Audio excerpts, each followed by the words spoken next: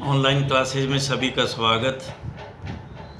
First year एएचडीपी के students के लिए आज फिजियोलॉजी का 8th चैप्टर हमारा स्टार्ट करने जा रहे हैं, मेटाबॉलिज्म। बड़ा इम्पोर्टेंट, इसके एक एक पॉइंट जो है बड़े सावधानी से समझने वाले हैं, क्योंकि मल्टीपल चॉइस, ट्रू फॉल्स और फिल इन द ब्लैंक्स तीनों इसमें से अच्छे बनते हैं। तो मैं आपको अंडरलाइन करवा दूंगा। मेरा प्रयास रहेगा जहाँ जहाँ लगेगा कि ये कुछ ऐसा है इस लाइन में, तो वो उसे आप अंडरलाइन कर लेना, ताकि आपको सुविधा रहेगी। तो मेटाबॉलिज्म है क्या? उपापचय। जीवधारियों के शरीर में होने वाले सभी भौतिक व रासायनिक क्रियाओं व परिवर्तनों का योग ही मेटाबॉलिज्म है। सभी तरह के शरीर के अंदर जो भौतिक और रासायनिक जो परिवर्तन होते हैं, सारे के सारे फिजिकल और केमिकल जो भी अंदर परिवर्तन हो रहे हैं, वो सारे के सारे कॉल्ड एज मेटाबॉलिज्म। तो ये जो मेटाबॉलिज्म है वो दो क्रियाओं में इसको बांटा जा सकता है। एक है टूटना, एक है बनना। तो अब इसमें एनाबॉलिज्म, पहला एनाबॉलिज्म है, दूसरा कैटाबॉलिज्म। कैटा, इसको आप यूं भी कह लो कि कैटा का मतलब है कटना, कह लो, याद रखने के लिए। वैसे टूटना कह लो, कटना कह लो। कटने का मतलब है इसमें हवास, और एनाबॉलिज्म में जो है इसका बनना, शरीर का ग्रोथ है जो। तो इसके अंदर हम पहले ले लेते हैं एनाबॉलिज्म को। एक रफ आइडिया दिया मैंने। एनाबॉलिज्म उपपचय, यह निर्माण की क्रिया है। मैंने आपको बताया ना, बनने की, बिल्डअप। और ये जो कैटाबॉलिज्म है वो उसके कटना यानी कि इसके विपरीत है, उल्टी है। तो ये निर्माण की क्रिया है जिसमें ग्रहण किए गए भोजन से जीव द्रव्य का निर्माण होता है, जिससे शरीर की कोशिकाओं, ऊतकों, अंगों का निर्माण व विकास होता है, विकास बनता है। इस प्रकार इससे ऊर्जा का संचय होता है। शरीर के सामान्य कार्यों के लिए कोशिकाओं में विद्यमान पोषक तत्वों का ऑक्सीडेशन, जो हम सांस लेते हैं, ऑक्सीजन जा रही है, ये यही कार्य करती है। ऑक्सीडेशन होने से ऊर्जा जो है वो उत्पन्न होती है। ये हम आगे इसके पूरे चक्कर में पढ़ेंगे आप टीसीएस सर्कल में, कि ये कितनी ऊर्जा जो है होती है, वो आगे हम आगे उसमें पढ़ेंगे। कितनी कैलोरी बनती है वो आगे आपको पढ़ाएंगे। ये एक सामान्य तौर पे परिभाषा है, आप इसको पहले इसे समझें। ऑक्सीडेशन से ऊर्जा उत्पन्न होती है। शरीर में रासायनिक क्रियाओं के संपन्न होने के कारण शरीर के तापमान को अनुकूल बनाए रखने के लिए ऊष्मा की लगातार आवश्यकता रहती है। शरीर से उत्पन्न ऊर्जा को कार्य इकाइयों में यानी कि कैलोरीज में मापा जाता है। अंडरलाइन कर लेना। अब कैलोरी क्या है, इसे भी अंडरलाइन कर लेना। ऊष्मा की वह मात्रा जो 1 लीटर जल का तापमान 1 डिग्री सेंटीग्रेड बढ़ा दे, उसको कैलोरीज कहते हैं। ये पैमाना है इसका, कैलोरी का। एनाबॉलिज्म हमने पढ़ लिया। कैटाबॉलिज्म मैंने आपको बताया था। एनाबॉलिज्म निर्माण की क्रिया है, कैटाबॉलिज्म इसके बिल्कुल विपरीत है। यह क्रिया एनाबॉलिज्म के ठीक विपरीत होती है।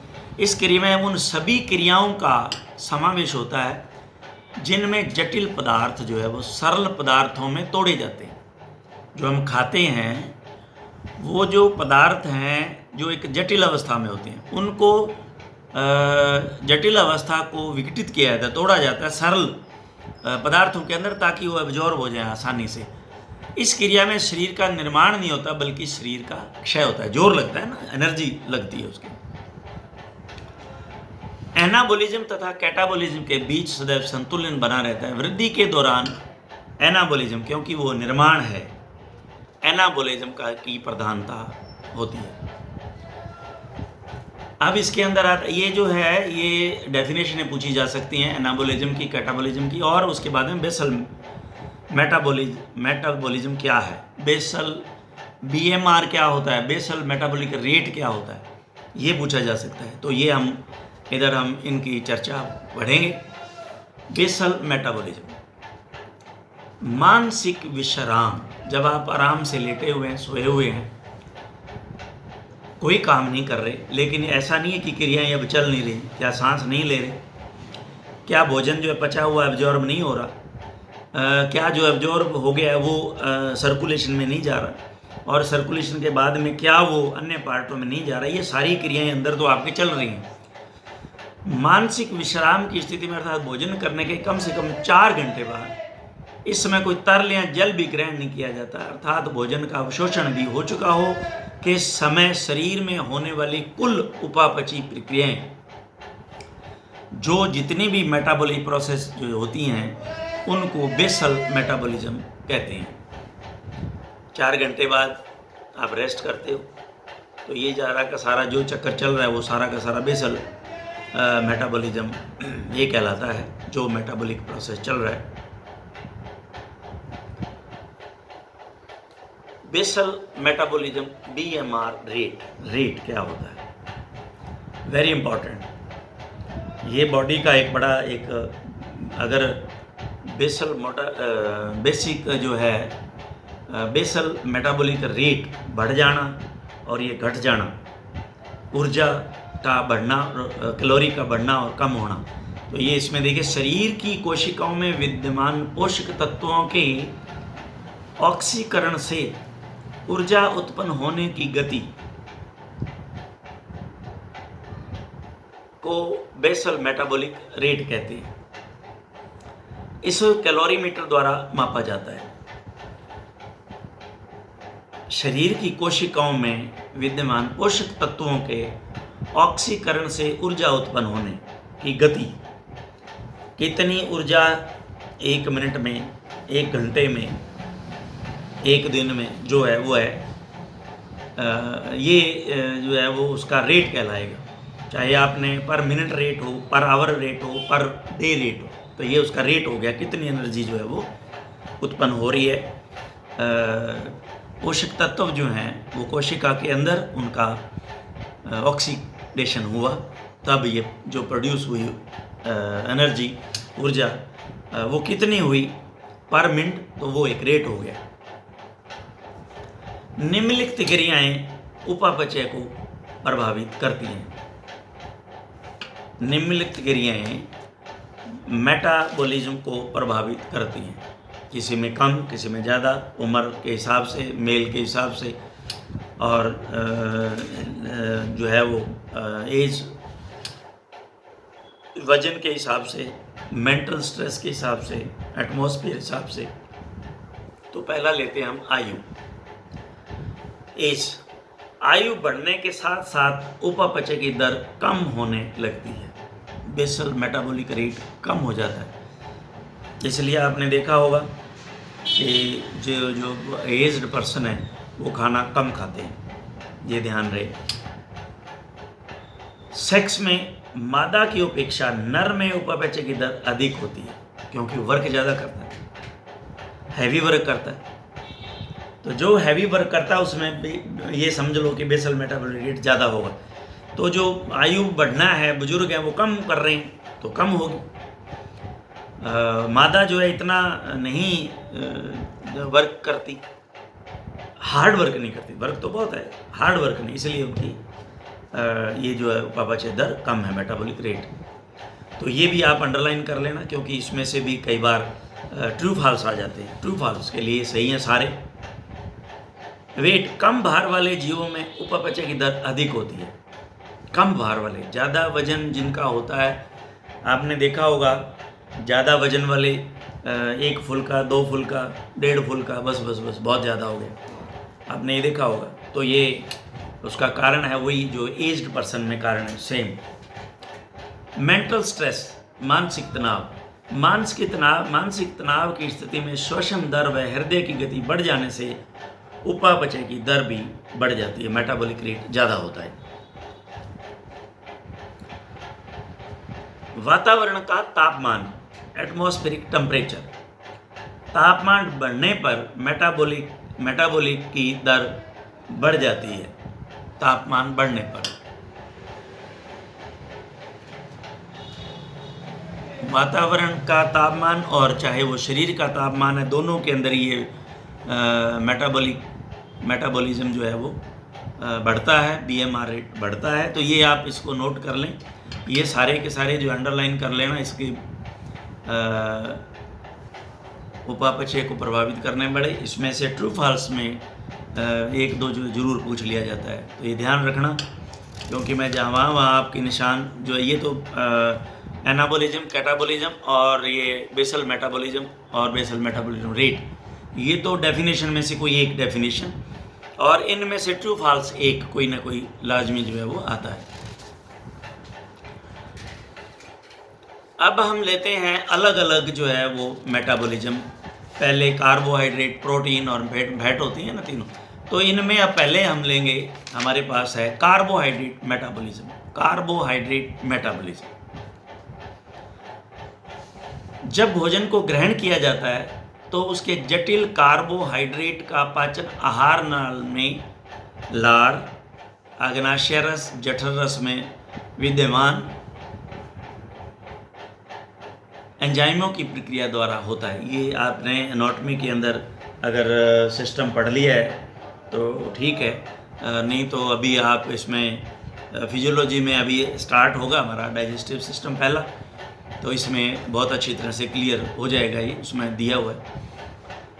ये मुख्य रूप से ग्लूकोज में प्रक्रिया द्वारा होता है, जिससे आहार में उपस्थित कार्बोहाइड्रेट मोनोसेक्राइड। अब हमने जो है आप लोगों ने मोनोसेक्राइड्स को हमने जो है पीछे कंप्लीट जो है पढ़ लिया था कि मोनोसेक्राइड्स में कौन कौन से जो है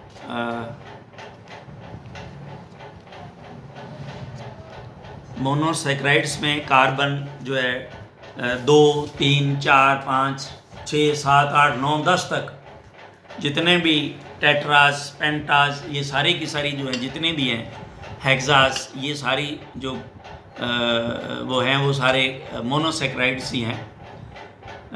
इधर पीछे हमने मोनोसेक्राइड्स में पढ़ा है, तो कार्बोहाइड्रेट्स में मोनो, पॉली ये हमने पढ़ रखे हैं, बदल जाते हैं। ये मुख्य रूप से ग्लूकोज में ही परिवर्तित होते हैं। अब जैसे ये सारे के सारे टूटे और ये ग्लूकोज के अंदर परिवर्तित हुए, तो अब ग्लूकोज का क्या बनेगा? अब देखिए, अब ग्लूकोज छोटी आंत की भित्तियों में विलाई से अवशोषित होकर, विलाई, अब ये आपको समझना पड़ेगा कि ये विलाई क्या है। तो अब आप इसको आप ध्यान से देखें। ये देखिए, मैं आपको ये बता देता हूँ,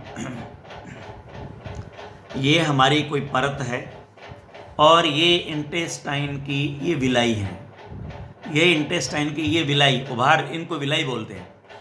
क्या होता है, इंटेस्टाइन की लंबाई जो है बढ़ाने के लिए, अगर कोई जगह छोटी हो और लंबाई ज़्यादा हो तो क्या करना पड़ता है, फोल्ड करना पड़ता है उसको कुछ। तो ये इंटेस्टाइन की इतनी लंबाई है, जगह इतनी है, तो उसके अंदर फोल्ड कैसे हुआ है, तो ये आपको आगे और उसमें डाइजेस्टिव सिस्टम में और अच्छी तरह मैं पढ़ाऊँगा। तो क्या होता है कि वो ये मान लीजिए इतनी लंबाई है, अंदर पार्ट है जो इंटेस्टाइन का, तो उसमें क्या होता है, विलाई क्या है, उभार बनते हैं। तो एक उभार, इसका यूं उभार बना, देखिए इसका उभार बना, एक खड्डा बना, फिर उभार बना, फिर खड्डा बना, फिर उभार बना, फिर खड्डा। तो ये इतनी लंबाई जो है ये इतनी जगह में ही आपके आ गई, ये इतनी जगह में पूरी हो जाए। क्योंकि देखिए, आप मेरे हाथ को देखते चले जाएं, लाइन को, ये इस तरह से ये बन गया। तो ये अगर इसको यूं खींचेंगे तो ये कितनी लंबी चली जाएगी। तो वो लंबाई है, दो फायदे हो गए, एक तो लंबाई जो है कम। अब ये जो विलाई हैं वो क्या करती हैं, ये उस तरफ जो है टर्न हो जाती हैं, वहाँ चली जाती हैं जहाँ से ये ग्लूकोज अंदर से एब्जॉर्ब किया इन्होंने, और देंगी किसको, जहाँ बाहर जो मस्कुलर जो है लेयर है उसके अंदर जितना भी हमारे पास वेन है, वो जो आर्टरी तो ब्लड लेके आई थी, वेन अब ब्लड लेके जाएगी, तो अब क्या करेगी, ये उसके अंदर ग्लूकोज दे देगी आर्टरी में।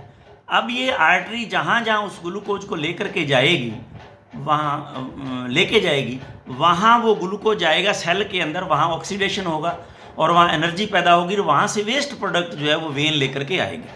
तो अब ये मेरे ख्याल से आगे आपको डाइजेस्टिव सिस्टम में बहुत अच्छी तरह, अब विलाई आपको समझ में आ गया कि ये प्रोजेक्शन होते हैं इस तरह से। विलाई जो है ग्लैंडुलर बहुत ही हल्के उभार को जो है वो विलाई कहा जाता है। ये आपको आगे मैं इसमें डाइजेस्टिव सिस्टम में अच्छी तरह से आपको क्लियर करेंगे। तो ये विलाई क्या करती हैं, ग्लूकोज छोटी आंत की भित्तियों में विलाई से अवशोषित होकर उसके भीतर विद्यमान रक्त कोशिकाओं के द्वारा रक्त में चला जाता है, रक्त के अंदर चला गया। अब ग्लूकोज का कुछ भाग रक्त परिसंचरण में विद्यमान रहता है जो शारीरिक क्रियाओं के लिए शक्ति या ऊर्जा प्रदान करने तो आवश्यक होता है, सेल में जाएगा और सेल में मैंने कहा है ऑक्सीडेशन से वह एनर्जी पैदा करेगा, ये हमने आपको बता दिया। इससे रक्त में ग्लूकोज का स्तर सामान्य बना रहता है। जैसे कम हुआ यानी काम किया, एनर्जी लगी, कम हुआ तो ये क्या है, जो खाया आपने वो डाइजेशन उसी तरह से वहाँ से एब्जॉर्ब हुआ और ये सर्कुलेशन के थ्रू ब्लड में चला गया और ब्लड से सेल में फिर चला गया, वो फिर काम आ गया। इससे रक्त में ग्लूकोज का स्तर सामान्य बना रहता है। वह शेष ग्लूकोज पोर्टल वेन द्वारा यकृत में चला जाता है। अब ये फिर आपको समझने की एक बहुत इंपॉर्टेंट बात आ गई है, पोर्टल वेन।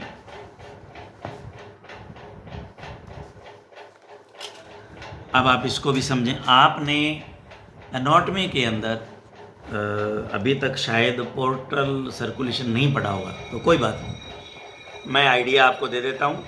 आप अभी 2 जगह पढ़ेंगे इसको, फिजियोलॉजी में भी मैं पढ़ाऊँगा जब ये सिस्टम आएगा, आप एनाटॉमी में भी पढ़ेंगे। आप फर्स्ट ईयर के बच्चे हो, सेकेंड ईयर इसमें आपका एनाटॉमी और इसमें भी पढ़ोगे, फिर सेकेंड ईयर में भी आप बहुत अच्छी तरह से इसको क्लियर करेंगे। तो अब आप इसको ध्यान से देखें। देखिए, हार्ट से जो एओर्टा है वो ब्लड को लेकर के ब्रांचेज द्वारा सभी ऑर्गन्स में ब्लड को पहुंचाता है। Yes, clear. और उसमें से जो है स्टोमक, इंटेस्टाइन, लीवर वगैरह सबको ये सप्लाई ब्लड की होती है, ये ध्यान रखना। अब जब एब्जॉर्ब होने के बाद जो है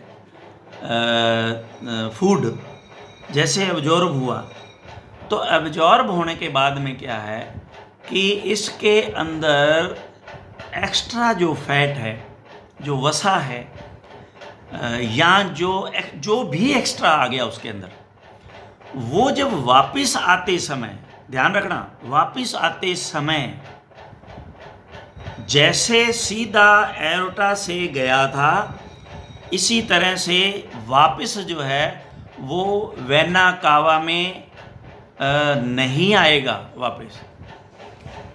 बाकी सभी जो ऑर्गन्स हैं उनसे तो वापस उसी तरह से आ जाएगा, लेकिन अब इसको ध्यान से सुनना अच्छी तरह से, लेकिन जो इंटेस्टाइन से एब्जॉर्ब हुआ है वो एज इट इज नहीं आएगा। अब क्यों नहीं आएगा? अगर वो एज इट इज ब्लड में आ जाए तो जो उसके अंदर एक्स्ट्रा वसा दी है हमने, एक्स्ट्रा प्रोटीन दिया है हमने, एक्स्ट्रा ग्लूकोज दिया है हमने, वो अगर डायरेक्ट ब्लड में, हार्ट में आ गया तो ये समझ लो कि दिक्कत पैदा हो जाएगी। तो नेचर ने एक बड़ी सुंदर व्यवस्था हमारे पास दी है। क्या किया है? वो सारा जो वापस आएगा, सिर्फ डाइजेस्टिव सिस्टम की बात कर रहा हूँ मैं, बाकी सिस्टम वाले तो आ जाएंगे। डाइजेस्टिव सिस्टम वाला जो वापस आएगा तो मेन जो वेना कावा है, पोस्टीरियर वेना कावा है, उसमें आने से पहले सारा का सारा पोर्टल वेन द्वारा यकृत में जाएगा, लीवर में जाएगा। अब वहाँ क्या होगा? अब लीवर क्या करेगा? एक्स्ट्रा ग्लूकोज को एब्जॉर्ब कर लेगा, एक्स्ट्रा फैट को एब्जॉर्ब कर लेगा, एक्स्ट्रा कोई प्रोटीन है तो एब्जॉर्ब कर लेगा। अब इसमें जैसे ग्लूकोज है उसको ग्लाइकोजन में कन्वर्ट कर देगा, अपने पास रखेगा, जब ज़रूरत होगी देगा। इसी तरह से फैट को एब्जॉर्ब कर लेगा, ज़्यादा फैट नहीं जाने देगा बॉडी के अंदर। तो अगर इस तरह से कोलेस्ट्रॉल हो गया तो डेथ हो जाएगी। क्लियर है? तो ये चीज़ें क्या करेगा, लीवर एब्जॉर्ब करने के बाद में फिर लीवर जो है वहाँ से, लीवर से जो है जो वेन निकलेगी वो पोस्टीरियर वेना कावा में एंटर करेगी, तब वो ब्लड जो है वापस जो हार्ट के अंदर एंटर करेगा। तो ये जो है अलग से है पोर्टल सिस्टम, जो है आपने अभी शायद पढ़ा नहीं है, तो इसको आप ध्यान से सुने और ध्यान से जब आप पढ़ोगे तो ये बात आपकी बहुत क्लियर समझ में आ जाएगी। और +2 के स्टूडेंट हैं जो बायोलॉजी के हैं, तो मेरे ख्याल उनको ये पोर्टल का पता है कि पोर्टल सिस्टम क्या है। तो अब ये यकृत में चला जाता है। इस ग्लूकोज का कुछ भाग यकृत में होने वाली उपापचयी क्रियाओं से होता है, मेटाबॉलिज्म, व शेष अतिरिक्त भाग पैंक्रियाज से स्रावित होने वाले इंसुलिन हार्मोन के द्वारा ग्लाइकोजन में परिवर्तन हो जाता है। तो देखिए 2 जगह ग्लूकोज, लिवर में और ये इंसुलिन के द्वारा। तो ये इसीलिए ग्लूकोज का स्तर जो है वो बॉडी के अंदर मेंटेन रहता है, और अदरवाइज ग्लूकोज ज़्यादा हो जाए तो ये शुगर हो जाएगी, सामान्य बना रहता है। ये इसको आप शायद समझ गए हैं, क्योंकि आपने अभी तक मुझे नहीं लगता कि पैंक्रियाज पढ़ा हो। नहीं, अभी पैंक्रियाज नहीं आया होगा ना, अभी आगे सिस्टम नहीं आया आपके। तो मैं अभी बता देता हूँ आपको। पैंक्रियाज जो है ऐसी एक ग्रंथि है जो 2 कार्य करती है, एंडो एंड एक्सो। एंडोक्राइन और एक्सोक्राइन है। तो ये एंडोक्राइन तो क्यों है, एक्सोक्राइन क्यों है, दोनों। एक्सोक्राइन का कार्य करती है क्योंकि ये पैंक्रिएटिक जूस जो है ड्यूडिनम में डालती है, आपको पता होगा। यहाँ भी आप पढ़ोगे, ये सुनोगे तो ये आपके समझ में आ जाएगा। और जो अल्फा बीटा इसकी जो सेल्स हैं वो ये जो इंसुलिन है वो डायरेक्ट ब्लड के अंदर जो है वो देती है। तो ये एंडोक्राइन एंड एक्सोक्राइन 2 तरह की ये ग्रंथि है।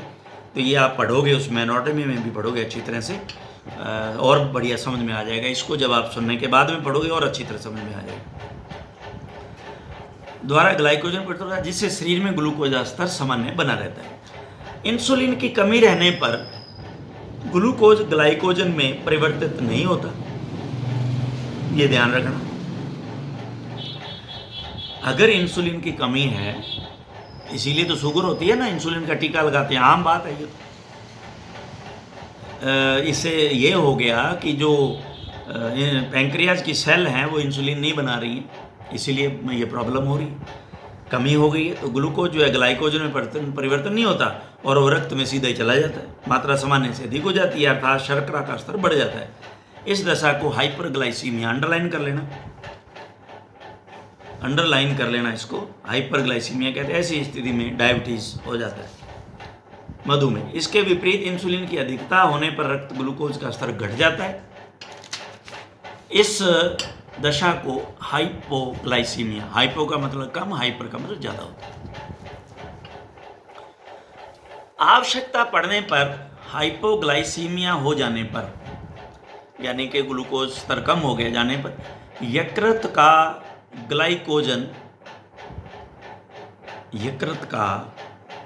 ग्लाइकोजन एड्रेनलिन, थायरोक्सिन व ग्लूकेगान हार्मोन्स द्वारा पुनः ग्लूकोज में परिवर्तित हो जाता है। ये ध्यान रखें, क्योंकि ग्लाइकोजन जो है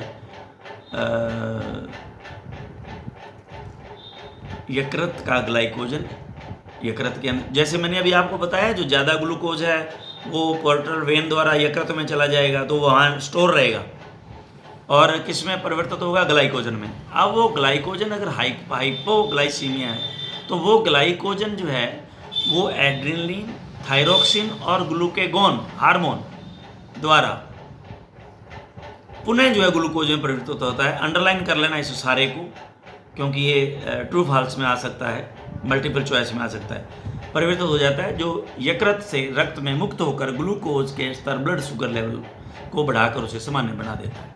इसको आप अंडरलाइन कर लेना, क्योंकि ये पूछे जा सकते हैं कि कौन से हार्मोन है, कौन सा हार्मोन जो है ग्लाइकोजन को ग्लूकोज में परिवर्तित करता है। तो ये 3 नाम देने के बाद में एक चौथा इनमें से कोई नहीं लिखा जा सकता, सभी उपरोक्त सभी लिखा जा सकता है।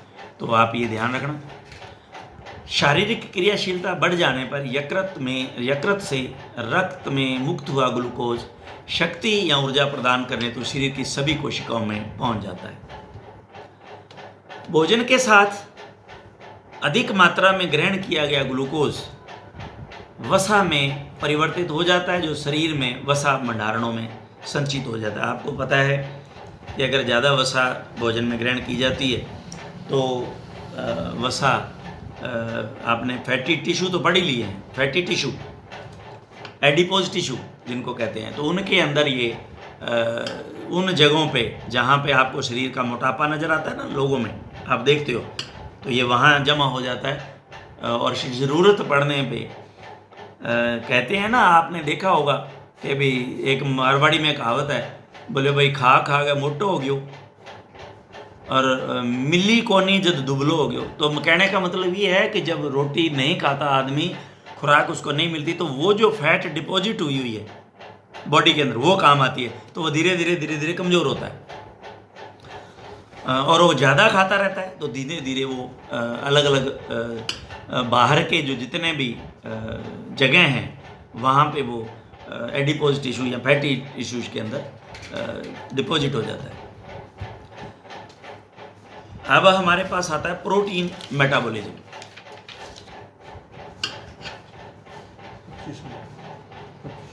तो प्रोटीन मेटाबॉलिज्म, इस प्रोटीन मेटाबॉलिज्म को हम टाइम हो गया है, हमारा नेक्स्ट जो है हम लेक्चर में इसको लेंगे। Thank you very much.